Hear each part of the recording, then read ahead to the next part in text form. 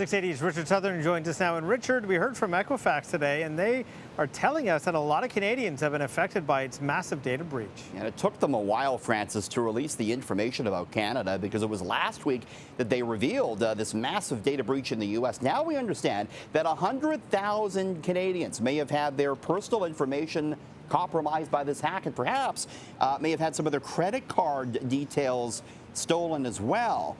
Equifax Canada is apologizing to Canadians who have been affected, and it says it's provided information to MasterCard and to Visa about the Canadians who have had their credit card data stolen. So look out.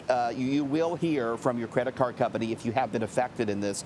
Canada's privacy watchdog has previously announced that it's looking into this data breach. A lot of people, though, Francis, saying, why did it take so long to get the details about Canada out here? So this is a troubling story. So let's talk a little more about Toys R Us. We heard yesterday they may be filing for bankruptcy. Today they did, but the retailer insists they're still open for business. Yeah, so they filed for Chapter 11 in the U.S. and just within the last hour, they have filed for creditor protection here in Canada as well. And yeah, they are insisting that most of their stores will remain open. In fact, we are hearing that all 82 Canadian Toys R Us stores will remain open at least through the bankruptcy process. Gift cards will continue to be honored. Of course, the problems affecting the company, big debt, Amazon competition, and kids changing tastes. They prefer, more electronics now than traditional toys. The future very uncertain. It's hard to imagine Toys R Us looking the same if it does emerge from bankruptcy. They owe Mattel and Hasbro $135 million. We're learning that today.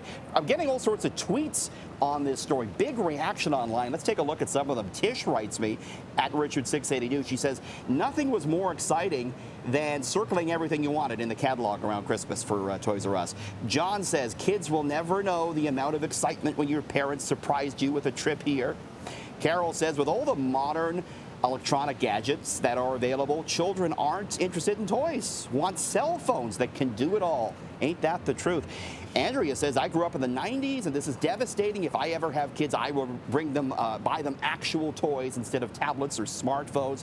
Papa says to me, don't sell the same toy for $10 more elsewhere. I will find the same toys cheaper elsewhere. That's been a concern. Walmart has been selling toys a lot cheaper than Toys R Us. And finally, Francis, Ty says they better bring Jeffrey to a nice home to take care of him. He's talking about Jeffrey the giraffe. He's been the mascot since the 50s for Toys R Us. Yeah. So Air Canada is looking to start its own credit card. Yeah, so you remember back in May, Air Canada said it was ditching Aeroplan, its longtime reward program. They're going to be starting its own loyalty program, and so they're looking for a bank to team up with to get an Air Canada credit card where you will be able to collect points for this new, yet-to-be-announced program. This is a move that analysts say today could be very lucrative for Air Canada, operating its own loyalty program, expected to deliver a pre-tax value of between $2 and $2.5 billion over 15 years. Air Canada stock, although lower today, is up 70% this year, and analysts say with all the money they'll generate from their new credit card and loyalty program, it could be yet more upside for Air Canada stock, Francis. Hopefully that means more upside for the consumer, too. We'll have to see. They say the new program could actually provide new benefits to the consumer. So, we'll have to look for the details on that when we get them in. So the Bank of Mom and Dad is very busy these days. A new survey finds that huge amounts of parents are actually supporting their kids. Yeah, they're adult kids, giving them a lot of dough, Francis. So this Leger survey found 51% of Canadians are regularly financially supporting their adult children. 45% say doing so creates financial strain. 65% of parents have or will help their kids with the purchase of a home. That's kind of a necessary measure right now with home prices the way they are. The data did find, Francis, that Generation Z children, those born after the year 2000, their parents a little bit less willing to help them financially through adulthood. Now, McDonald's is changing the type of juice it serves as it looks to improve its image.